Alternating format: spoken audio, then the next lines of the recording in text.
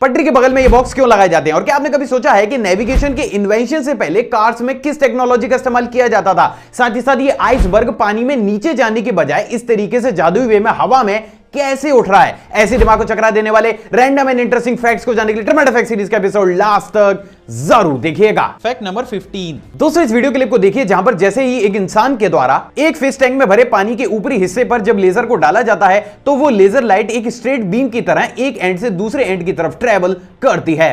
लेकिन जैसे इस लेजर बीम को टैंक के बॉटम में लाया जाता है ये कुछ इस तरीके से जादुई वे में अपने आप ही बेंड हो जाती है। लेकिन आखिर ऐसा क्यों होता है? असल में दोस्तों सबसे बड़ा एग्जांपल है ग्रेडियंट डेंसिटी और रिफ्रैक्शन ऑफ लाइट का। असल में दोस्तों इस कारनामे को करने के लिए आपको एक फिश टैंक में पानी को भरकर उसमें अच्छी खासी क्वांटिटी में शुगर को डालना होगा। लेकिन आपको उस शुगर को पानी में डालने के बाद मिक्स नहीं करना है बल्कि इस पूरे ही सॉल्यूशन को 24 से 30 घंटों तक ऐसे ही छोड़ देना है। अब दोस्तों होता कुछ ऐसा है कि 24 से 30 घंटे के बाद जब शुगर अपने आप ही सॉल्यूशन में डिसॉल्व हो जाती है तो उस सॉल्यूशन में डेंसिटी ग्रेडियंट प्रोड्यूस होता है। साधारण शब्दों में आप ये कह सकते हैं कि उस एक ही सॉल्यूशन के टॉप और बॉटम में डेंसिटी का काफी बड़ा फर्क जनरेट हो जाता है। जहां पर क्योंकि शुगर टैंक में ऊपर की तरफ ट्रेवल नहीं कर सकती है तो उस एरिया की डेंसिटी एक नॉर्मल वाटर की डेंसिटी के बराबर ही होती है। लेकिन बात अगर इस टैंक के बॉटम की जाए तो उस एरिया की डेंसिटी शुगर पार्टिकल्स की वजह से काफी ज्यादा बढ़ जाती है। अब अगर इस कंडीशन में जैसे ही किसी भी लेजर बीम को टैंक के ऊपरी हिस्से पर डाला जाता है तो वो एक नॉर्मल लेजर बीम की तरह रिएक्ट करती है। लेकिन ऑन दी अदर हैंड जैसे ही इस लेजर बीम को टैंक के बॉटम में डाला जाता है तो क्योंकि उस एरिया की डेंसिटी शुगर पार्टिकल्स की वजह से काफी ज्यादा हाई होती है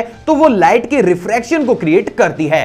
परिणाम स्वरूप हमारी लेजर बीम उसी हाई डेंसिटी की वजह से कुछ इस तरीके से बेंड होना शुरू हो जाती है। एंड गेस व्हाट, आप इस कारनामे को खुद से अपने घर में भी कर सकते हैं। Fact number 14। जैसे कि हम सभी जानते हैं कि जब भी हम किसी नई सिटी में जाते हैं तो वहां के रास्तों को जानने के लिए हम तुरंत ही अपने फोन या फिर व्हीकल में नेविगेशन का इस्तेमाल करते हैं। लेकिन क्या आपने कभी सोचा है कि आखिर नेविगेशन या फिर जीपीएस के इन्वेंशन से पहले किस टेक्नोलॉजी का इस्तेमाल किया जाता था? नहीं तो चलिए आज मैं आपको कुछ इंटरेस्टिंग दिखाता हूं। असल में दोस्तों टेक्नोलॉजी का नाम आइटर F2 नेविगेशन था जिसको कि साल 1930 में डेवलप किया गया था। असल में दोस्तों एक नॉर्मल प्लेटफॉर्म था जिसके नीचे हर जगह पर बहुत सारी एलईडी लाइट्स लगी रहती थी। अब ट्रेवलर को जिस भी सिटी में ट्रेवल करना होता था उसके पेपर मैप को वो इस प्लेटफॉर्म के ऊपर कुछ इस तरीके से रखा करते थे जिसके बाद वो मैन्युअली एलईडी लाइट को अपनी स्टार्टिंग पॉइंट पर सेट किया करते थे। जिसके बाद ये डिवाइस आपकी कार की स्पीड और जायरो सेंसर्स का इस्तेमाल करते हुए अपने प्लेटफॉर्म की एलईडी लाइट को उसी डायरेक्शन और स्पीड में आगे बढ़ाना शुरू करती थी जिस डायरेक्शन और स्पीड से आपकी कार आगे बढ़ रही होती थी। और यही वो कारण था जिसके चलते हुए इस डिवाइस को कार नेविगेशन की सबसे पहली डिवाइस भी माना जाता है। तो आप ये कह सकते हैं कि अभी अभी आपने कुछ रेयर तो जरूर देखा है। Fact number 13। जैसे कि हम सभी जानते हैं कि बहुत से लोग रात में मच्छरों से बचने के लिए अपने आसपास मच्छरदानी का इस्तेमाल करते हैं। लेकिन क्या आपको पता है कि इस दुनिया में एक ऐसी फिश भी मौजूद है जो इसी काम को बेहद ही नेचुरल और अमेजिंग वे में करती है? असल में दोस्तों इस फिश का नाम पैरट फिश है जिसको कि क्लोरोरुस सॉर्डिडुस के नाम से जाना जाता है। असल में दोस्तों इस कलरफुल फिश को काफी ज्यादा रेयर माना जाता है। यहां पर सबसे ज्यादा अमेजिंग बात यह है दोस्तों कि इस फिश की स्किन कुछ इस तरीके से ग्रो करती है कि जितने भी ब्लड सकिंग पैरासाइट्स होते हैं वो इसकी स्किन की तरफ अपने आप ही अट्रैक्ट होते रहते हैं। जिसके चलते हुए जब ये फिश रात में सोने जाती है तो ये अपनी पूरी बॉडी को प्रोटेक्ट करने के लिए अपने मुंह से एक बड़े मस्कस बबल को क्रिएट करती है जिसके बाद ये उस बबल से एक ब्लैंकेट की तरह अपनी पूरी बॉडी को कवर कर लेती है। तो ये तो बात हो गई इस अमेजिंग फिश की। अब बात करते हैं कुछ रेयर चीज की। दोस्तों अभी आपकी स्क्रीन पर आपको जो वीडियो क्लिप दिख रही है उसमें एक पैरेट फिश को उसी बबल से अपनी पूरी बॉडी को कवर करता हुआ दिखाया जा रहा है जिसमें आप बेहद साफ तौर से ये देख सकते हैं कि ये फिश ब्लड सकिंग पैरासाइट से अपनी बॉडी को प्रोटेक्ट करने के लिए कितने अमेजिंग वे में उस बबल को क्रिएट करती है। तो आप ये कह सकते हैं कि अभी अभी आपने एक बेहद ही रेयर फिश के साथ उसके रेयर बबल को भी देखा है। Fact number 12। जैसे कि हम सभी जानते हैं कि प्रेजेंट डेट में बड़े बड़े देशों में एडवेंचरस स्पोर्ट और यहां तक कि ब्राजील में ब्राजीलियन एयरफोर्स के द्वारा भी कुछ इस तरीके के ह्यूमन पावर एयरक्राफ्ट का इस्तेमाल किया जाता है जिसको कि बड़ी बड़ी कंपनीज के द्वारा फ्यूचर की और फ्यूल सेविंग टेक्नोलॉजी बताकर मार्केट में उतारा जा रहा है। लेकिन क्या आपको पता है कि यह टेक्नोलॉजी भी भविष्य की नहीं बल्कि साल 1961 की है। असल में दोस्तों बहुत ही कम लोगों को ये मालूम होगा, लेकिन 9 नवंबर साल 1961 में साउथहैम्पटन यूनिवर्सिटी इंग्लैंड के कुछ पोस्ट ग्रेजुएट स्टूडेंट्स के द्वारा इस पूरी दुनिया के सबसे पहले ह्यूमन पावर एयरक्राफ्ट को बनाकर तैयार किया गया था, जिसको कि साल 1962 में आधिकारिक तर्ज पर लोगों के सामने उतारा भी गया था। लेकिन क्योंकि उस समय बड़ी बड़ी कंपनीज का ध्यान मोटराइज्ड एयरप्लेन्स को काफी ज्यादा एडवांस बनाने के ऊपर था, तो इस टेक्नोलॉजी पर कभी भी लोगों का ध्यान प्रॉपर तरीके से गया ही नहीं। और यही वो कारण है जिसके चलते हुए प्रेजेंट डेट में बड़ी बड़ी कंपनीज के द्वारा पिछले कुछ सालों से इस ही टेक्नोलॉजी को फ्यूचर की टेक्नोलॉजी बताकर लोगों के सामने पेश भी किया जा रहा है। तो एक बार फिर से 16वीं बार फ्यूचर की टेक्नोलॉजी इतिहास की ही निकली। Fact number 11। जैसे कि हम सभी जानते हैं कि जब भी कोई भी आइसबर्ग टूटकर समुद्र में गिरता है तो उस कंडीशन में एक मोमेंटम जनरेट होता है, जिसकी वजह से वो आइसबर्ग सीधा ही पानी के अंदर समा जाता है। लेकिन क्या आपको पता है कि कभी कभी बेहद ही रेयर सिचुएशंस में जब टूटने वाले आइसबर्ग की डेंसिटी उस एरिया में मौजूद सी वाटर की डेंसिटी से कम होती है, तो उस कंडीशन में वो आइसबर्ग समुद्र में नीचे जाने के बजाय अपने आप ही जादुई वे में ऊपर हवा में उठने लगता है, जिसके कुछ सेकंड के बाद वो हवा में टूटकर वापस पानी में समा जाता है। तो ये तो बात हो गई उस रेयर फिनोमेना की, लेकिन चैनल पर जब तक रेयर वीडियो फुटेज नहीं तब तक मजा नहीं। दोस्तों अभी आपकी स्क्रीन पर आपको जो वीडियो क्लिप दिख रही है उसमें एक आइसबर्ग को पानी में सीधा नीचे जाने की बजाय कुछ इस तरीके से जादुई वे में ऊपर उठकर टूटता हुआ फिल्माया गया है। और यही वो कारण है जिसके चलते हुए इस वीडियो क्लिप को इस फिनोमेना की काफी ज्यादा रेयर वीडियो क्लिप भी माना जाता है। Fact number 10। जैसे कि हम सभी जानते हैं कि जब भी किसी भी लिक्विड को किसी भी ग्लास या फिर चेंबर के अंदर डाला जाता है तो ग्रेविटेशनल फोर्स की वजह से वो लिक्विड हमेशा ही उस ग्लास या फिर चेंबर की निचली सतह पर ही रहता है। ये मैटर नहीं करता है कि वो लिक्विड कितना पतला है या फिर थिक, राइट। लेकिन क्या आपको पता है कि सितंबर 2020 में पेरिस में की गई रिसर्च से ग्रेविटेशनल फोर्स की इस लॉ की पूरी धज्जियां ही उड़ गई हैं। असल में दोस्तों अभी हाल ही में पेरिस में की गई रिसर्च से बात पूरी तरीके से साफ हुई है कि अगर किसी भी थिक लिक्विड को किसी भी एयर टाइट चेंबर के अंदर डालकर एक प्रॉपर फ्रीक्वेंसी के वाइब्रेशंस को दिया जाए तो वो लिक्विड ग्रेविटी को ही निग्लेक्ट कर देता है। ना सिर्फ वो ग्रेविटी को निग्लेक्ट करता है बल्कि वो अपने आप ही चेंबर में ऊपर उठकर हवा में तैरने लगता है। हालांकि इस चीज को समझाना किसी भी साइंटिस्ट के लिए अभी काफी ज्यादा मुश्किल है क्योंकि फिनोमेना काफी ज्यादा नया है, लेकिन फिर भी कुछ वीडियो क्लिप्स की सहायता से मैं आपको इस चीज को समझाने की कोशिश करता हूं। दोस्तों अभी आपकी स्क्रीन पर आपको जो वीडियो क्लिप दिख रही है उसमें जब एक थिक लिक्विड को एक ग्लास कंटेनर में डाला जाता है तो वो लिक्विड ग्रेविटी की वजह से चेंबर की बॉटम की तरफ अपने आप ही फ्लो करने लगता है। लेकिन जैसे ही इस चेंबर में वाइब्रेशन को शुरू करके इसको अपसाइड डाउन फ्लिप किया जाता है तो वो लिक्विड कुछ इस तरीके से कंटेनर की ऊपरी सतह से ही चिपका रहता है। ना सिर्फ वो चिपका रहता है बल्कि जब इसी चीज को काफी बड़े स्केल पर किया जाता है तो यहां पर हमें यह देखने को मिलता है कि वो लिक्विड उस चेंबर में मौजूद एयर को नीचे की तरफ पुश करके अपने आप को कुछ इस तरीके से खुद ब खुद ही उठा लेता है।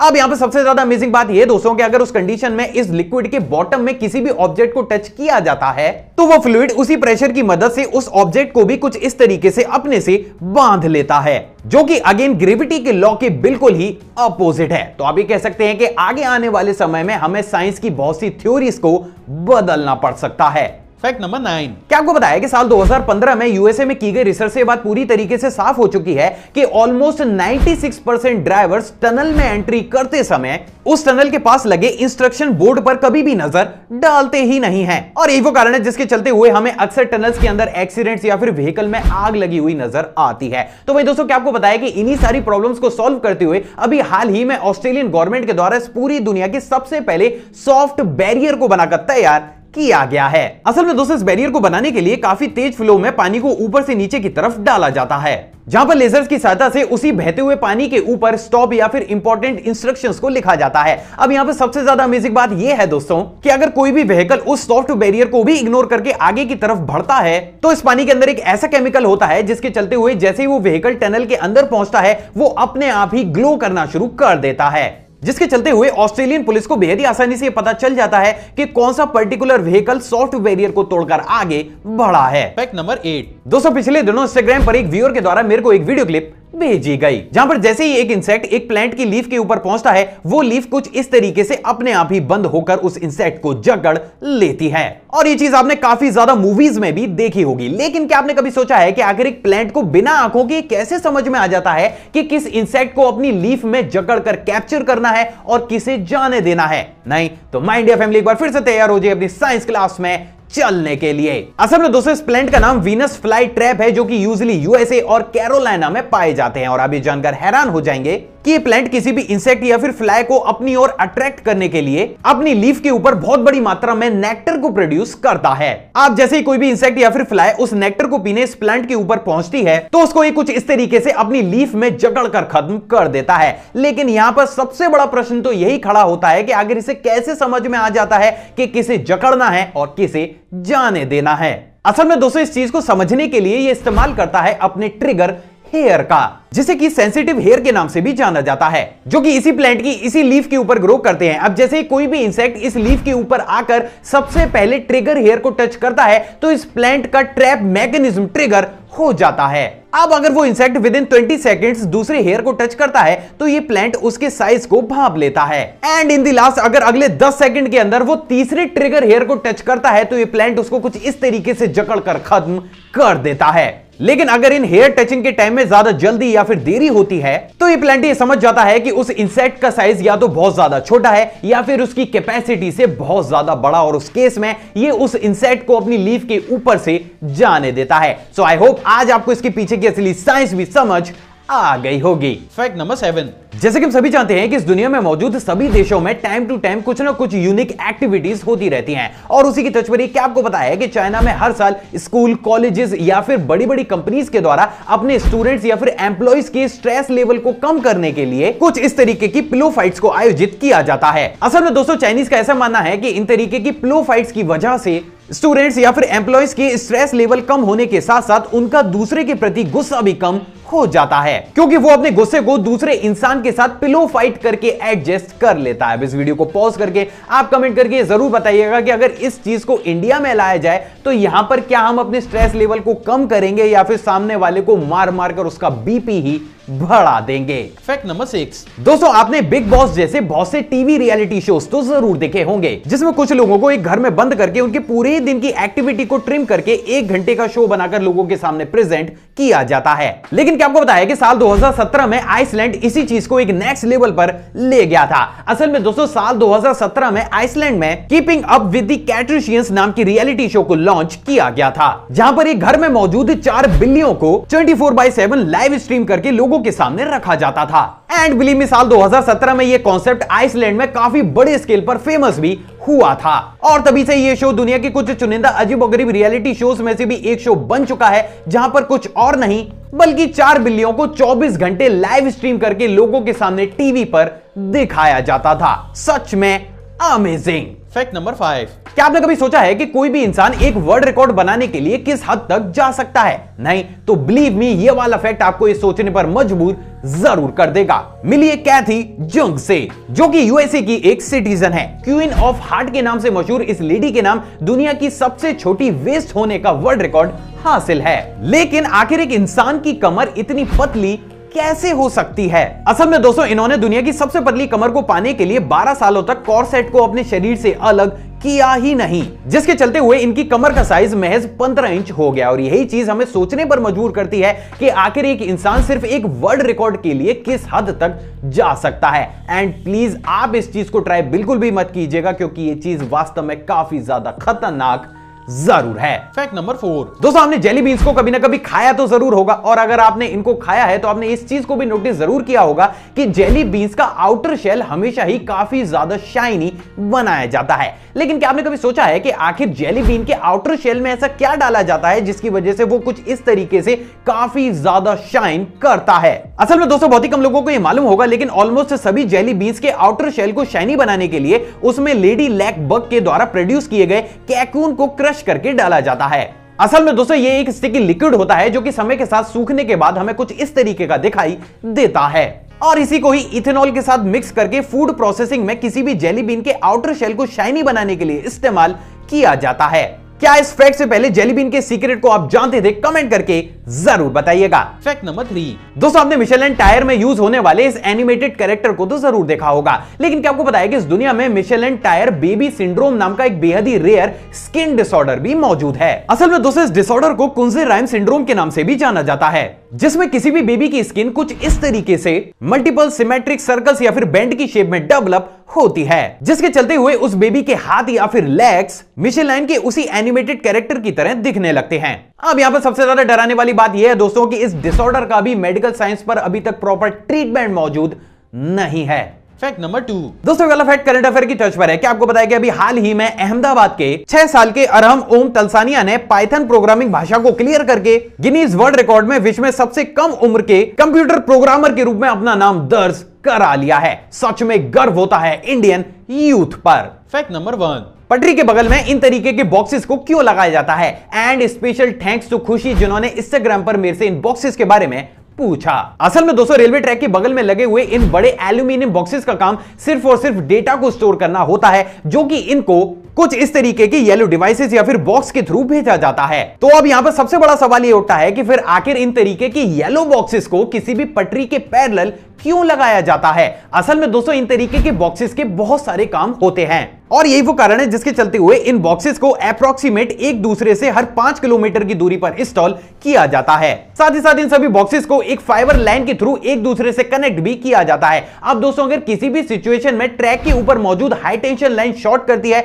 या फिर उसमें फ्लक्चुएशन होता है, तो उस कंडीशन में ये बॉक्स तुरंत ही इसके पास लगे बड़े एल्यूमिनियम बॉक्स को पावर सप्लाई ऑफ करने की कमांड देते हैं, जिसके चलते हुए ट्रैक के उस हिस्से में ट्रेवल करने वाली ट्रेन अपने आप ही रुक जाती हैं। ऐसा सिर्फ इसलिए किया जाता है ताकि वोल्टेज फ्लक्चुएशन या फिर शॉर्ट सर्किट से वैगन या फिर इंजन को किसी भी प्रकार का नुकसान ना हो।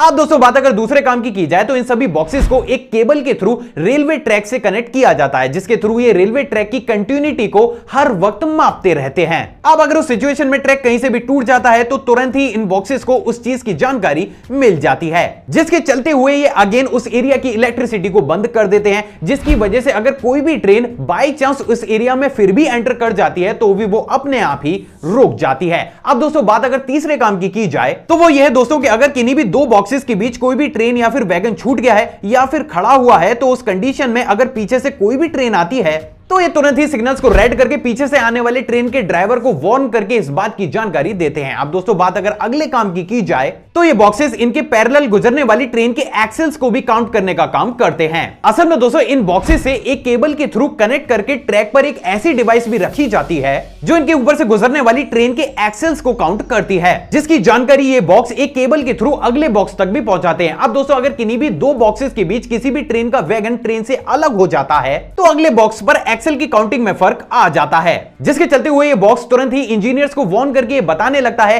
कि इस पॉइंट से गुजरने वाली ट्रेन के टोटल नंबर ऑफ एक्सेल्स कम हो चुके हैं, जिसका साफ मतलब है कि उस ट्रेन के कुछ डिब्बे बीच रास्ते में ही छूट गए हैं। तो आप ये कह सकते हैं कि छोटे से बॉक्सेस ट्रेन के सफर को और ज्यादा सिक्योर बनाने के लिए पटरी के बगल में इंस्टॉल किए जाते हैं। सो फाइनली अब आप इन बॉक्सेस के सभी कामों को जानते हैं। आई होप दोस्तों आज की वीडियो आपको नॉलेजेबल लगी होगी। अगर आपको वीडियो पसंद आई तो इस वीडियो को दिल खोलकर लाइक शेयर और कमेंट जरूर कीजिएगा। आप चाहें तो मुझे इंस्टाग्राम पर भी फॉलो कर सकते हैं, वहां भी मैं शॉर्ट फैक्ट्स और बैक स्टेज मोमेंट्स को टाइम टू टाइम शेयर करता रहता हूं, जिसका लिंक आपको स्क्रीन पर या फिर डिस्क्रिप्शन बॉक्स में मिल जाएगा। एक और फ्रेश कमाल वीडियो में आप सभी से दोबारा मुलाकात होगी दोस्तों। जय हिंद।